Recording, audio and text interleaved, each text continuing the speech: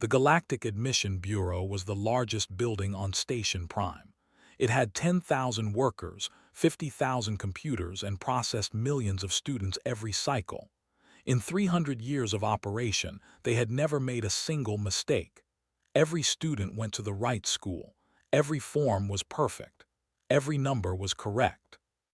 Until the day a small alien named Seven sneezed. Seven was tired. He had worked for 16 hours without a break. His eyes hurt from staring at screens. His fingers ached from typing. He wanted to go home and sleep for a week. But there were still forms to process, still students to sort, still numbers to enter. He picked up the next file. It was an acceptance letter from Military Academy. The student was a Void-class predator from the Obsidian Nebula. These creatures were born killers. They had black scales, 6 arms, and teeth that could bite through metal. They were perfect for. Seven started typing the address, but then his nose tickled. He tried to hold it back. He failed. He sneezed. His finger hit the wrong key. A single number changed. The letter that should have gone to the Obsidian Nebula went somewhere else instead. It went to Earth.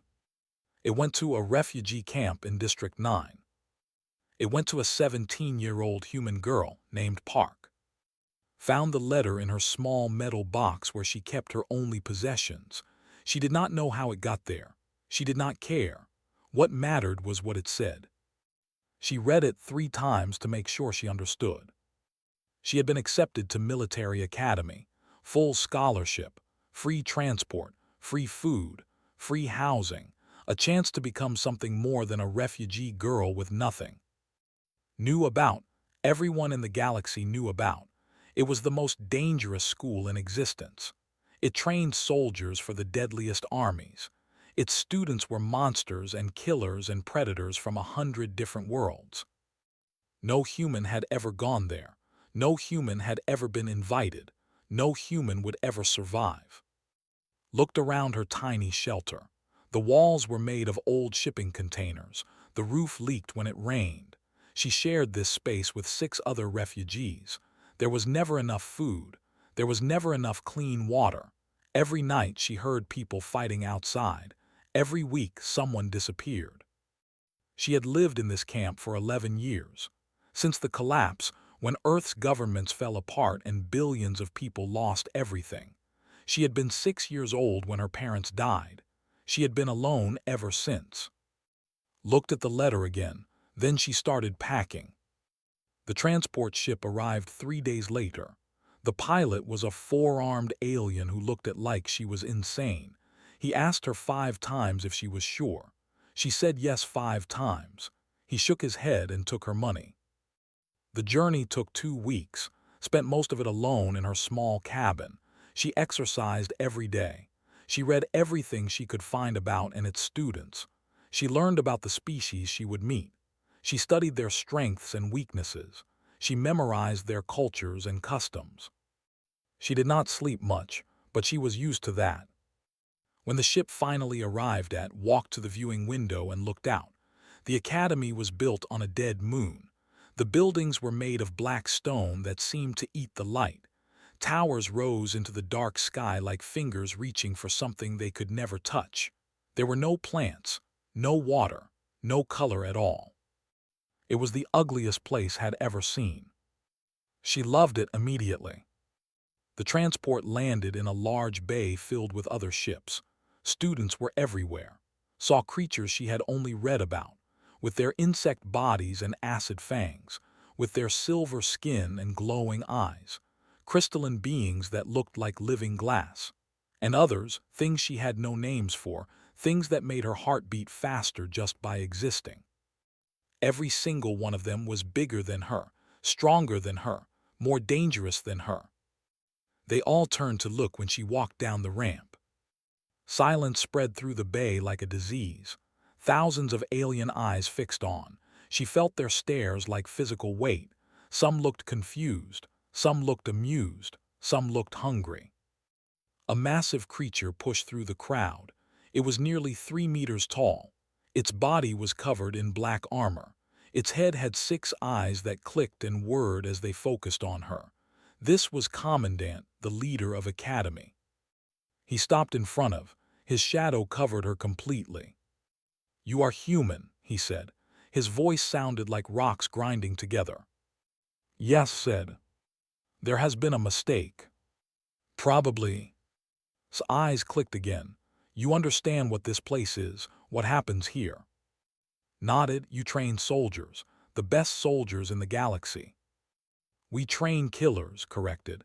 "We take the deadliest species from 1,000 worlds and make them deadlier. Our students have claws that cut through steel, venom that dissolves flesh, minds that can crush thoughts like insects. What do you have, human?" Thought about it. She thought about her life in the refugee camp, the hunger, the cold, the violence, the endless fight just to see another sunrise. "I have practice," she said. Made a sound that might have been a laugh, or maybe a growl. With his species, it was hard to tell.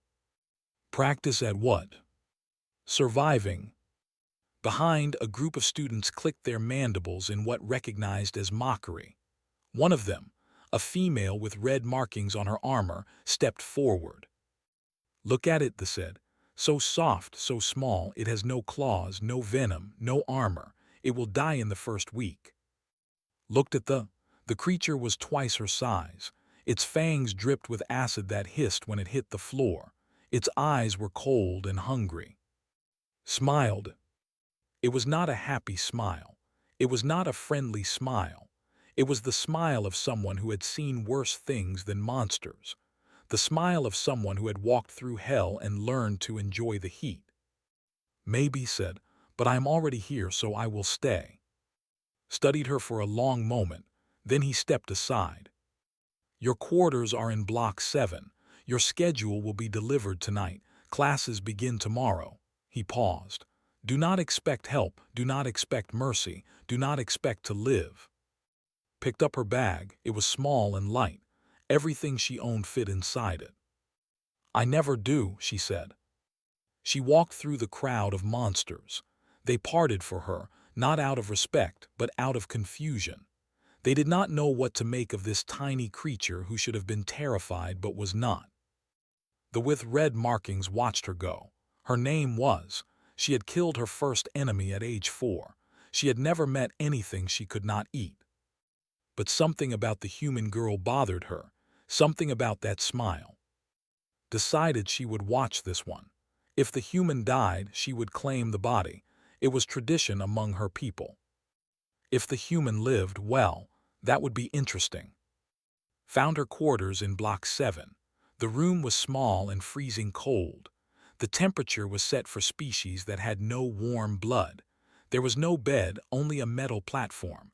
There was no window, only walls. Dropped her bag on the floor. She pulled out a thin blanket and wrapped it around herself. Then she sat on the metal platform and looked at her new home. It was cold, it was dark, it was uncomfortable. But no one was trying to steal from her. No one was trying to hurt her. No one was screaming outside her door. For the first time in 11 years, felt safe.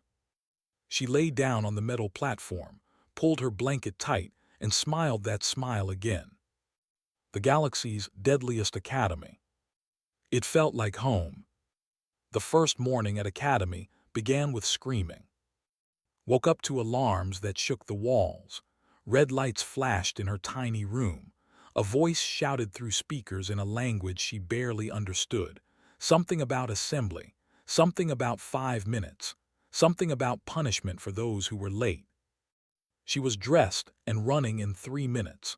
The refugee camps had taught her to wake fast and move faster. The assembly hall was enormous.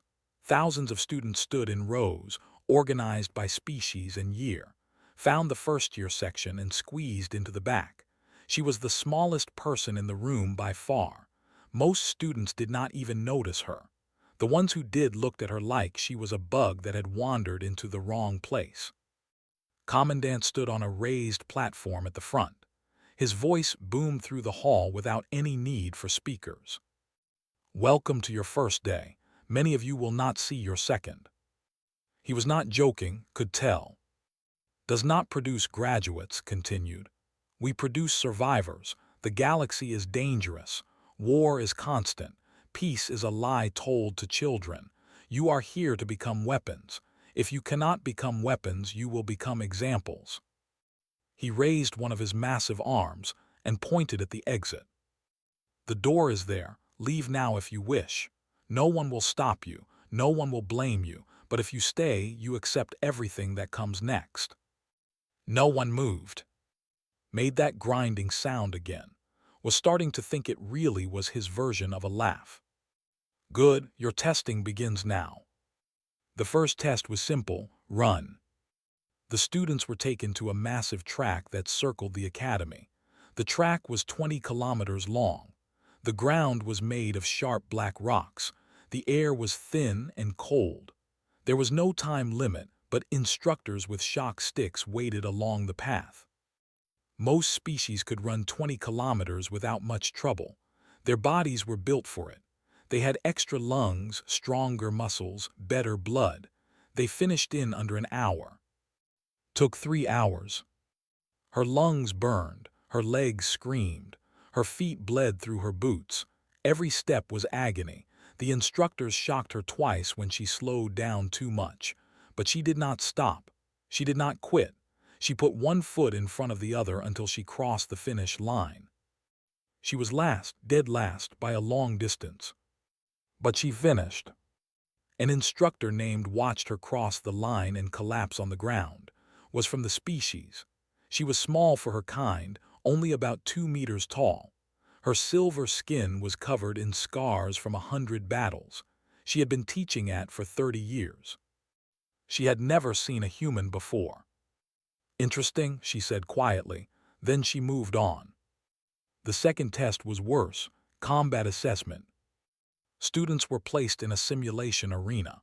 The arena created fake enemies, fake environments, fake dangers. Everything felt real. Pain felt real. Death felt real, even though it was not. The test measured how long each student could survive before being eliminated. The average time was about 5 minutes. Strong students lasted 10 or 15. The record was 89 minutes, set by a Void-class predator who had later become a feared warlord. Entered the arena knowing she could not fight. She had no claws, no venom, no psychic powers. In a straight battle against any enemy, she would lose in seconds. So she did not fight. The simulation dropped her in a forest filled with hunting creatures. Most students would attack the creatures or try to outrun them. Did neither. She found the tallest tree and climbed it. She covered herself with leaves and mud. She became invisible. The hunting creatures passed beneath her. They did not look up. Predators rarely did. Stayed in that tree for 2 hours. Then she climbed down and moved. She moved carefully, slowly. She watched everything. She listened to everything. When danger approached, she hid. When danger passed, she moved again. She found water and marked its location. She found fruit and tested if it was safe. She built small traps with sticks and vines. The simulation tried harder. It sent bigger creatures, smarter creatures, adapted. She found a cave and blocked the entrance with rocks. She created fake trails that led away from her hiding spots. She learned which creatures hunted by sight and which hunted by smell. She used that knowledge. 8 hours passed, then 10, then 12. The instructors watching the simulation grew confused, then concerned, then fascinated. "What is she doing?" one asked. "Surviving," replied. At hour 14, the simulation made a mistake. It sent a pack of hunters that could be reasoned with. These creatures were intelligent. They could speak. They could think. They could make deals. Stepped out of hiding and talked to them. She told them about other prey in the simulation. Easier prey. Prey that would not hide or fight back. She told them where to find it. She offered to share information in exchange for safe passage. The hunters agreed. At hour 16, found another student still in the simulation. A crystalline being who had hidden himself inside a rock formation. He was injured and scared. Helped him. She shared her water and her knowledge. She showed him how to hide better. The crystalline being, whose name was, had never received help from anyone before. His species was solitary. They did not trust others, but something about this small human made him feel safe. They survived together. At hour 18, the instructors ended the simulation, not because had failed, because they had run out of scenarios. She had beaten everything they had. When walked out of the arena, the watching students were silent. They had expected her to die in minutes. They had expected to laugh at the foolish human who thought she could survive. They were not laughing now. Commandant reviewed the footage that night. He watched it 3 times. He watched the human hide. He watched her plan. He watched her talk her way past creatures that should have killed her. He watched her help a stranger and turn an enemy into an ally. She is weak, his aide said. She has no real power. She has the most dangerous power of all, replied. What is that? She thinks. Eyes clicked slowly. She thinks differently than any creature I have ever seen. She does not see obstacles. She sees opportunities. She does not see enemies. She sees tools.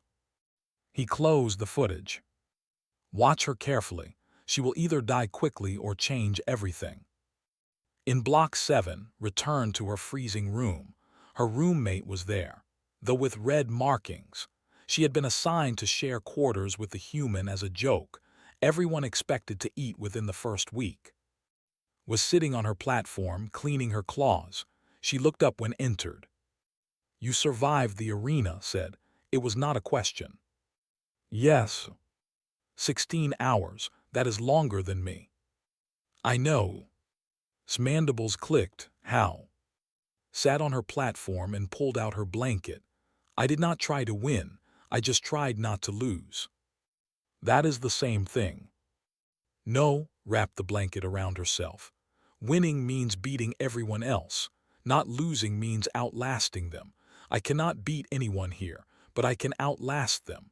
I have been outlasting things my whole life. Stared at her for a long time. Then she did something she had never done before. She laughed. It was a terrible sound, like metal scraping against metal, but it was a laugh. You are strange, human. I know.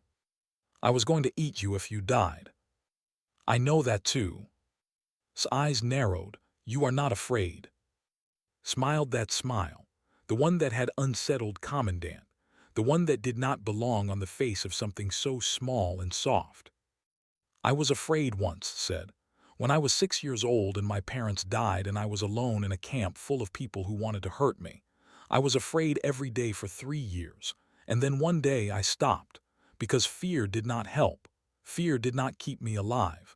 Being smart kept me alive. Being patient kept me alive. Fear just got in the way. She lay down and closed her eyes. Good night, please do not eat me while I sleep. Watched the human for a long time. Then she turned off the lights and went asleep herself. She did not eat that night, or the next night, or any night after that. Something had changed, did not know what, but she was starting to think that maybe, just maybe, this strange little human was worth keeping alive. 3 months passed at academy, should have been dead by now. Everyone expected it. Some students had even placed bets on which week she would finally fail. They kept losing their bets. Did not just survive, she adapted, she learned. She grew stronger every day, not in the way other students grew stronger. She would never have claws or venom or psychic powers, but she learned other things. How to move without being seen, how to speak so others would listen, how to turn weaknesses into strengths. And somehow, against all logic, she made friends. Was the first. The warrior who had planned to eat her now followed her everywhere. At first, told herself she was just watching, just waiting for to finally make a mistake. But days turned into weeks and weeks turned into months and realized something had changed. She cared about the human. It was a strange feeling. We're not supposed to care. They were hunters, killers. They formed bonds only with their own kind, and even those bonds were based on strength and usefulness. but had done something different. She had treated like an equal. She had asked questions about culture. She had listened to stories about. She had remembered things that mentioned once and never repeated. No one had ever listened to before. No one had ever cared what she thought. In return, started teaching things, how to find weak points in different species, where to strike for maximum damage, which poisons worked on which bodies, absorbed all of it. She wrote notes. She asked for more. She practiced moves until her muscles screamed. "You will never be as strong as me," told her one day during training. "I know," said, "but I only need to be strong enough." "Strong enough for what?" Smiled. "Strong enough to make my enemies regret underestimating me." The second friend came unexpectedly. He was a prince, but you would never know it by looking at him. They were a proud warrior species. They valued size and strength and powerful telepathy above all else. Had none of these things. He was small for his kind. His telepathic abilities were weak. His family had sent him to either prove himself or die trying. They did not care which. The other students treated like dirt. They insulted him. They beat him. They made sure he knew every day that he was worthless. He ate alone in the mess hall, sitting at a table in the corner where no one would see him. Until sat down across from him. "This seat is empty," she said. It was not a question. Looked at her with confusion. "Why are you here?" "Because you are here, and you look like you could use some company." You are human, we should not speak." Picked up her food and started eating. "Why not?" Had no answer. No one had ever just ignored the rules like this. No one had ever treated him like a person instead of a disappointment. "Your telepathy," said between bites. "How strong is it?" "Weak, the weakest in my family." "Can you read thoughts?" "Surface thoughts only, and only if I concentrate." "Can you send thoughts?" "Short messages, maybe 10 words, no more." Nodded slowly. "That is not weak, that is useful." Stared at her. "Useful, I cannot fight with it, I cannot kill with it." "Fighting and killing are not the only uses for power." Leaned forward. "Imagine you are in a team exercise. Your teammates are spread across a battlefield. Normal communication can be blocked. Signals can be jammed. But telepathy goes straight from mind to mind. You could coordinate attacks, warn about dangers, share information instantly." She smiled. "That is not weakness. That is an advantage no one else has." From that day forward, sat with at every meal. He helped her understand the politics of the academy. He warned her about which students were dangerous. He used his telepathy to listen to what others were planning. In return, helped him see his abilities differently, not as failures but as tools waiting to be used. The third friend was the strangest of all. Was a crystalline. His people were beings of living glass and light. They did not speak with words. They communicated through patterns of color and brightness that flickered across their bodies. Most species could not understand them. Most species did not try. Tried. She had met during the survival simulation when she found him hiding in a rock formation. She had helped him survive. He had not forgotten. After the simulation, started following at a distance. He was curious about this strange creature who had shown him kindness. Crystallines did not understand kindness. Their species was solitary. They formed no bonds. They helped no one, but had helped him anyway, expecting nothing in return. It took 2 weeks to notice him following her. It took her another 2 weeks to learn his language. She watched him constantly. She noticed that certain colors meant certain things. Blue seemed to be calm. Red was alarm. Yellow was curiosity. She started making charts. She asked him simple yes or no questions and watched how he responded. She made guesses and tested them. By week 6, she could understand basic messages. By week 8, she could respond with hand signals they developed together. By week 10, they were having real conversations. "Why did you help me?" asked one day, his body flickering with the complex patterns of his language. Because you needed help, replied. But you gained nothing. I gave nothing in return. That is not why you help people, sat down beside him. You help people because it is right, because the universe is hard enough without making it harder for each other. Colors shifted to something had never seen before. Later, she would learn it meant deep thought, a kind of profound confusion that came from encountering a completely new idea. I will stay with you, said finally. I will help you as you helped me. You do not have to. I know, that is why I want to. And four creatures who should never have been friends, a human with no powers, a warrior, a disgraced prince, a silent crystalline being. They came from different worlds. They had different bodies, different minds, different everything. But they had one thing in common. They had all been underestimated. They had all been told they were not enough. They had all been waiting for someone to see their true value. She saw what others could not, and she brought them together. Other students started noticing the strange group. They called them the mistake and her monsters. They laughed at first. Four losers who had found each other. How pathetic, how sad. They stopped laughing after the first team exercise. The exercise was simple.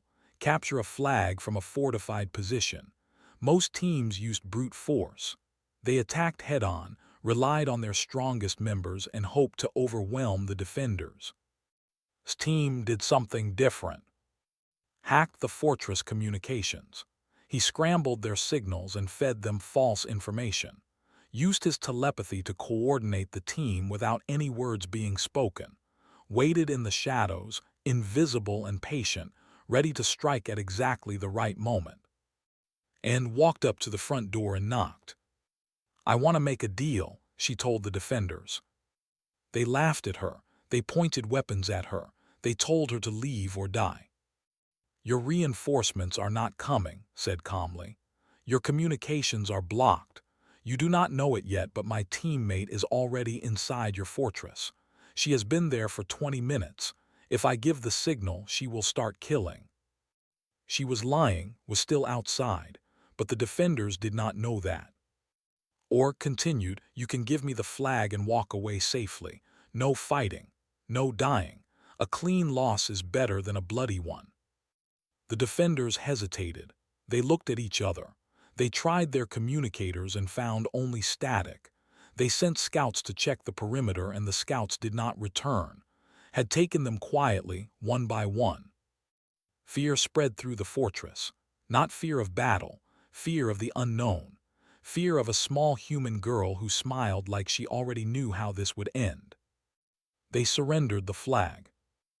Team won without a single direct fight. After the exercise, Commandant summoned to his office. She stood before his massive desk, looking up at his towering form. You are disrupting my academy, he said. Am I? This place exists to train warriors, killers. You are teaching students to talk instead of fight. I am teaching them to win, replied. Is that not the point? His eyes clicked slowly. War is not won with words.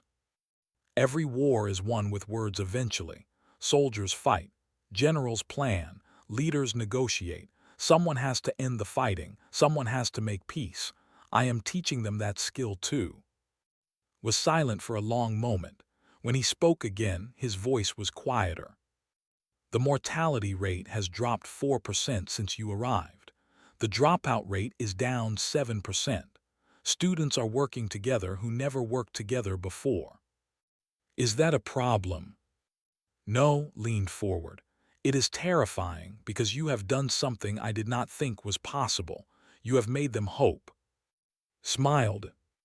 Hope is the most dangerous weapon of all, Commandant. It makes people fight harder, try longer, refuse to give up even when everything says they should. I learned that in the refugee camps. I survived because I hoped for better. Now I am teaching others to do the same.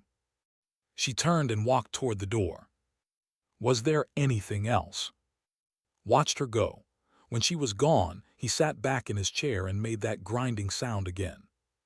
His aide, instructor, stepped out of the shadows. "What do we do about her?" asked. "Nothing," replied. "We watch, we wait, we see what she becomes. And if she becomes a threat." Mandibles clicked. "She is already a threat, but I am beginning to think she might be the threat we need." The end of first year brought the culling. Every student knew about the culling. It was the Academy's oldest tradition. For 3 days, senior students would hunt first years across the Academy's Death Moon. The rules were simple.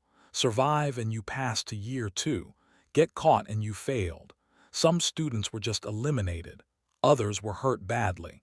A few died every year. The instructors watched but did not interfere. This was part of the training.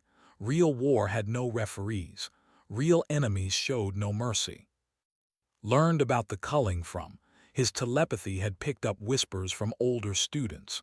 They were planning something special this year. Something focused on one particular target. "Sorry." "A senior named has announced he will take your skull as a trophy," said, his silver face worried. "He is a Void-class predator, the most dangerous student in the Academy. He has 40 hunters loyal to him." 40? Mandibles clicked with concern. "That is too many. Even I cannot fight 40 Void-class hunters." His colors flashed rapid patterns of alarm. Sat quietly thinking. She did not look scared, she looked focused. "Tell me about," she said. Closed his eyes and concentrated. "He is arrogant. His species believes they are the ultimate predators. He has never failed at a hunt. He sees your survival as an insult to the natural order. A weak creature like you should not exist here." His hunters, are they loyal because they respect him or because they fear him? Fear mostly. He is violent to those who disappoint him. Nodded slowly. "Good, fear is a weak bond, it breaks under pressure." That night gathered her team in their quarters. The 4 of them sat in a circle on the cold floor. Outside, the death moon hung in the sky like an eye watching them. "They are going to hunt us hard," said. "Wants to make an example. He wants to show everyone what happens to creatures who do not know their place." "So we hide," said. "We run, we survive 3 days." "No." Everyone looked at. Hiding is what they expect. Running is what they want. They have 40 hunters. The death moon is only so big. Eventually they will find us. Eventually we will be cornered." "Then what?" asked. Smiled, that smile. The one that did not belong on the face of prey. "We hunt them back." The culling began at midnight.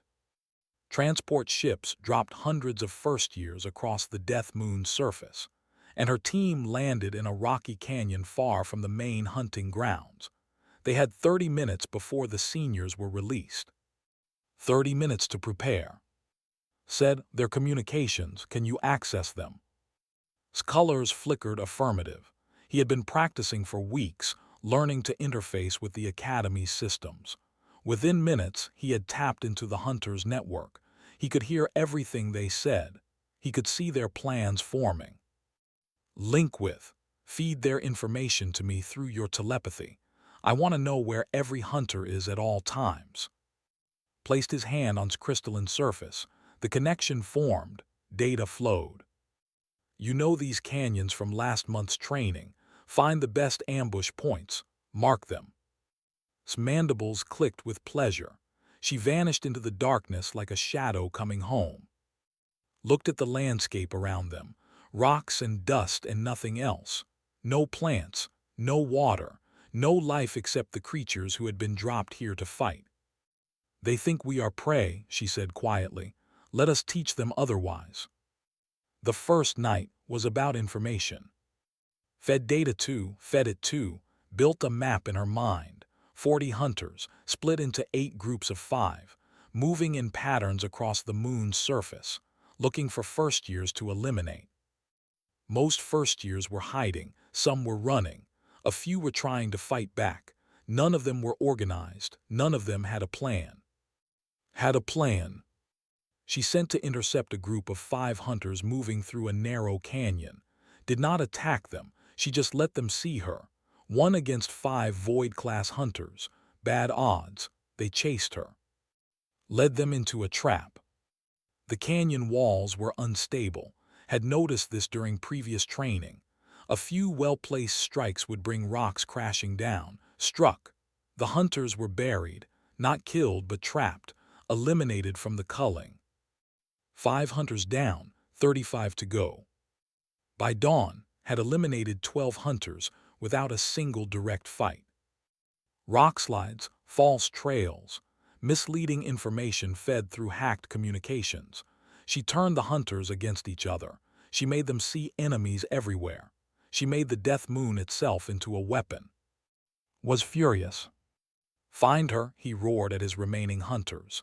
She is one human, one weak, pathetic human. How is she doing this? But his hunters were scared now. They had come to hunt prey. Instead, something was hunting them. Something they could not see. Something that seemed to know their every move before they made it. On the second day, made her next move. She found other first-years who were still surviving, scared students hiding in caves and cracks, waiting for the culling to end. She went to them one by one. She talked to them. She offered them a choice.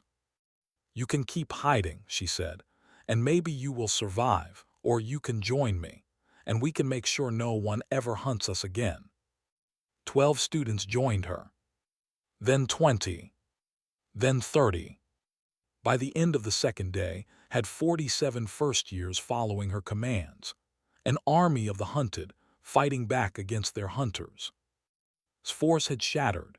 His hunters were scattered, terrified, convinced that something worse than a human was stalking them.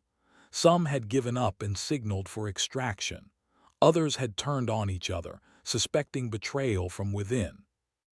On the third day, finally confronted, she found him in the ruins at the center of the Death Moon. Ancient buildings from a civilization long dead. Was alone. His hunters had abandoned him. His pride would not let him retreat. He stood in the largest ruin, a circle of broken columns under the sky. His 4 eyes burned with hatred as approached. You, he growled, you should be dead. I get that a lot. Walked toward him slowly. She was not alone. Flanked her left, flanked her right, hovered behind his crystalline form catching what little light there was, and behind them stood 47 first-years, creatures from a dozen different species, all watching silently. Looked at them. He was a void-class predator. He had killed hundreds of prey in his life. He had never felt fear before. He felt it now. You wanted to hunt me, said. You wanted to show everyone that I do not belong here, that weak creatures should know their place. She stopped 10 meters away from him. But you forgot something. What? His voice was not as strong as before. Humans are not predators. We do not have claws or venom or psychic powers. We are not the strongest or the fastest or the deadliest, but we are something else, something worse. She smiled. We are survivors, we adapt, we learn, we remember. We watch our enemies and we find their weaknesses. We take their advantages and turn them into nothing. We never stop thinking. We never stop planning. We never stop coming. Took 1 step forward. Took 1 step back. The galaxy's apex predator, retreating from a creature half his size. You had 40 hunters, continued. I had 3 friends, now look at us. Your hunters are gone, your pride is broken, and I have an army. She stopped. Yield. His eyes flickered. He looked at the students behind. He looked at its acid-dripping fangs. He looked at its glowing eyes. He looked at its sharp crystalline edges. He looked at her smile, at her complete lack of fear. This is not over, he said. Yes, it is. Yield or fight. But if you fight all of us, every single one, and maybe you will kill some of us, maybe even most of us, but you will not kill all of us, and whoever survives will remember. They will tell others. The void-class predator who lost to a human girl and her army of rejects. Her smile widened. Is your pride worth that story? The silence stretched for a long moment, then lowered his head. I yield. The culling ended. When the final count was made, something historic had happened. 0 first-year deaths. For the first time in the 300-year history of Academy, every single first year had survived the culling. Commandant reviewed the reports in his office. He read them 3 times. He watched the footage from the Death Moon. He saw build an army from nothing. He saw her break the most dangerous hunter in the Academy without throwing a single punch. "What did I tell you?" Instructor said from behind him. "She thinks differently." "No," replied slowly. "She makes others think differently. She took students who were alone and scared and turned them into something more. She gave them hope. She gave them purpose. She gave them each other." He closed the report. "This girl is not a soldier. She is not a warrior." "Then what is she?" His eyes clicked. "A leader, the kind of leader who changes everything." That night in Block 7 sat with her friends. They were exhausted, injured, happy. They had done the impossible. They had survived. "What happens now?" asked. Looked out the small window at the stars beyond. "Now we rest. Tomorrow we start year 2. And we keep going, keep learning, keep growing, keep making the impossible possible." "And after the Academy?" asked. Smiled. "After the Academy, we change the galaxy." She said it simply, like it was obvious, like there was no other option. Her friends looked at each other, and they believed her. Because if anyone could change the galaxy, it was Park, the clerical error, the mistake who refused to be erased. The human girl who smiled like the deadliest academy in existence was home. 4 years had passed since a clerical error sent a human girl to the wrong school. 4 years since Park walked into Academy and smiled like she belonged there. 4 years that changed everything. Now Commander Park stood on the bridge of the GSV Defiance, the largest warship in the newly formed Galactic Coalition fleet. She was 21 years old. She was still small. She still had no claws, no venom, no psychic powers. She was also the most respected military leader in known space. The bridge crew moved around her with quiet efficiency. Officers from a dozen different species worked together, communicating, coordinating, preparing. They came from worlds that had been enemies for centuries. Now they followed a human commander who had taught them something new. They had learned to hope. "Admiral reporting, Commander." The warrior stepped onto the bridge. She was massive now, fully grown into her adult form. Her red markings had spread across her entire body. She commanded the Coalition strike forces, thousands of ships under her control, but she still called Commander. "Director has finished his analysis." The prince walked beside. He was no longer the scared boy hiding in the corner of a mess hall. He led the Coalition's intelligence network. His weak telepathy had become the foundation of an information system that stretched across the galaxy. "An officer has the technical report." The crystalline being floated nearby, his colors calm and steady. He managed all Coalition communications and technology. His ability to interface with any system had saved countless lives. Looked at her friends, her family, the monsters who had become legends. "Show me," she said. Activated the main display. A massive hologram filled the center of the bridge, showing the galaxy in blue light. Spreading across one edge was a darkness, a stain that grew larger every day. The Devourers. They had appeared 18 months ago, coming from outside the galaxy. No one knew where they came from. No one knew what they wanted. All anyone knew was that they destroyed everything in their path. 17 civilizations had fallen. Billions of lives lost. Nothing seemed to stop them. "They will reach Coalition space in 6 days," said. "Their fleet is estimated at over 100,000 vessels. Our forces number 12,000. Silence fell on the bridge. Every officer knew the math. They were outnumbered nearly 10 to 1. In a straight battle, they would be destroyed. "The Council recommends evacuation," said. Her voice was flat. "They want to abandon the outer worlds and pull back to the core systems." And let the Devourers take everything else? Asked. They say we cannot win. Turned back to the display, she studied the Devourer positions, their movement patterns, the way they spread across space like a disease. They are not wrong, she said finally. We cannot win a conventional war. We do not have enough ships. We do not have enough soldiers. If we fight them the way wars have always been fought, we will lose. She looked at her officers, her crew, her people. So we will not fight them that way. His colors flickered with a question. Open a channel to the Devourer fleet, ordered.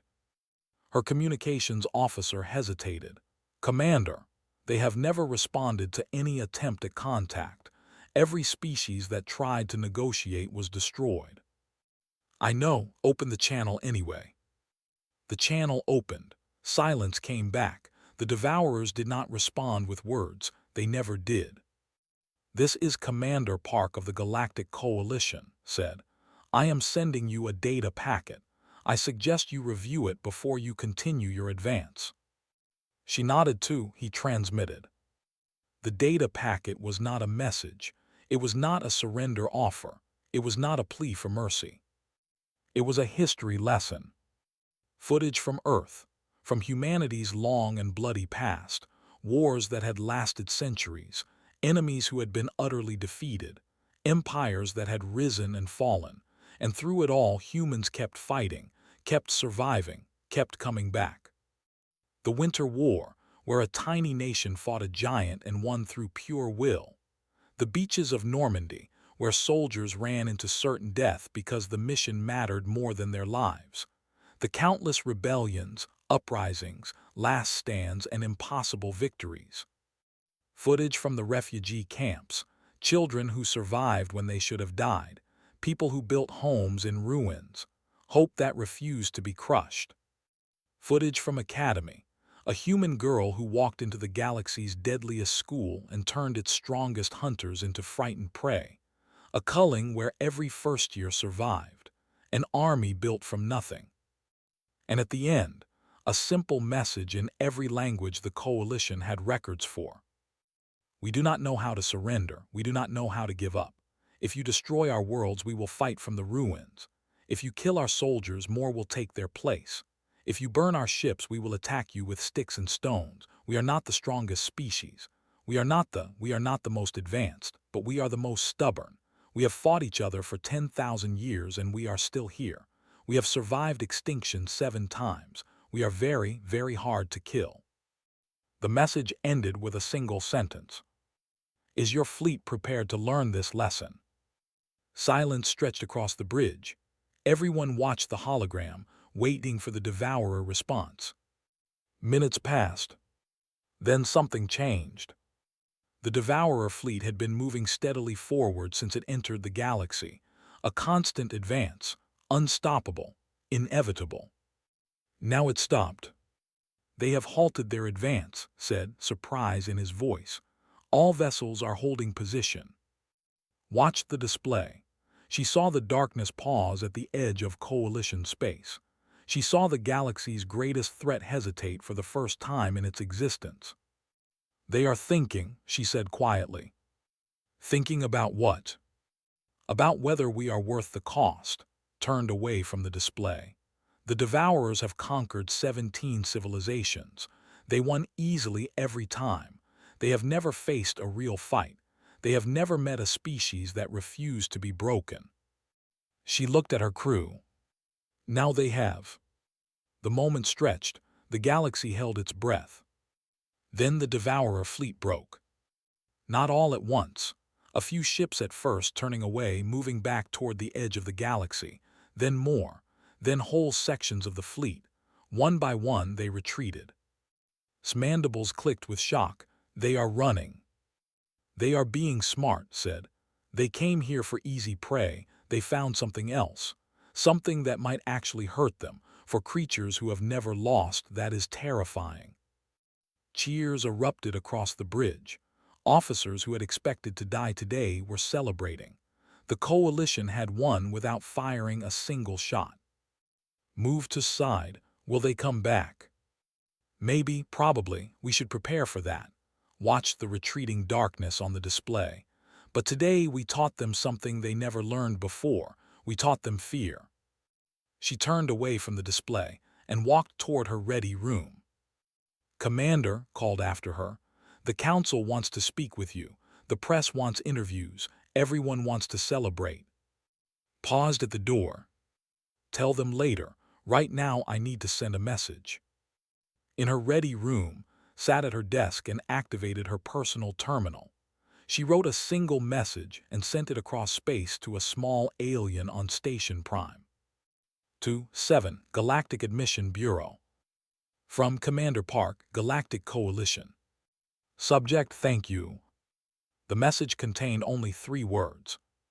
Thank you for sneezing. On Station Prime, 7 received the message during his lunch break. He read it 17 times. He had no idea what it meant. But he kept it anyway. It seemed important somehow. Months later, when the Devourer threat had fully retreated and the galaxy was finally at peace, a ceremony was held on Earth, in District 9, in the refugee sector where had grown up. The camps were gone now. In their place stood homes, schools, parks. The Coalition had rebuilt everything. They had made sure no one would ever have to survive the way had. A statue stood in the central plaza. A small human girl, looking up at the stars, smiling that smile. The inscription read, "She walked into the galaxy's deadliest academy and made it her home. She gathered the weak and made them strong. She faced the darkness and taught it fear.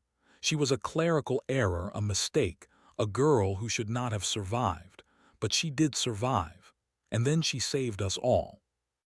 Below that, in smaller letters, "Sometimes the greatest heroes are not the strongest or the fastest or the most powerful.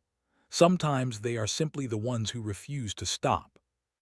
Attended the ceremony standing with and her family, her pack, her monsters who had become legends. "You seem uncomfortable," observed. "I am." Looked at the statue. It did not look like her. It looked like something grander, something more heroic. "I just did what I had to do, survived, adapted, made friends. I was not trying to be a legend." "That is why you became one," Colors said. "Legends are not made. They happen. They are ordinary creatures doing extraordinary things because they must." Nodded. "You taught us that. You taught all of us. That weakness is not permanent. That strength comes in many forms. That hope is the most dangerous weapon of all." Looked at her friends, at the crowd gathered to honor her, at the stars above where the Coalition fleet patrolled in peace. She thought about the clerical error that had sent her to Academy, the mistake that had changed everything. If 7 had not sneezed, none of this would have happened. She would have died in the refugee camps. The Coalition would never have formed. The Devourers would have conquered everything. One sneeze, one changed number, one human girl who smiled at monsters. And a galaxy saved. "You know what I think," said. "What?" She smiled, that smile, the one that had frightened Commandant, the one that had broken Sovereign, the one that had made the Devourers hesitate. "I think the universe makes mistakes on purpose. I think it puts the wrong people in the wrong places at the wrong times because that is how great things happen. I was not supposed to be at. I was not supposed to survive. I was not supposed to become this." She looked up at the stars. "But I did, and that means anyone can. Anywhere in this galaxy, there is a girl in a refugee camp or a boy in a forgotten corner or a creature who thinks they are worthless. And maybe one day, the universe will make a mistake and give them a chance. And maybe they will smile like it was exactly where they were supposed to be." She turned away from the statue. "Come on, let us go home." Her friends followed her family, her pack. The legend of Park was just beginning, but she did not care about legends. She cared about her people, her galaxy, her home. The clerical error who had saved everything walked into the sunset, surrounded by the monsters she loved, ready for whatever came next. Because whatever came next, she would face it the same way she had faced everything else.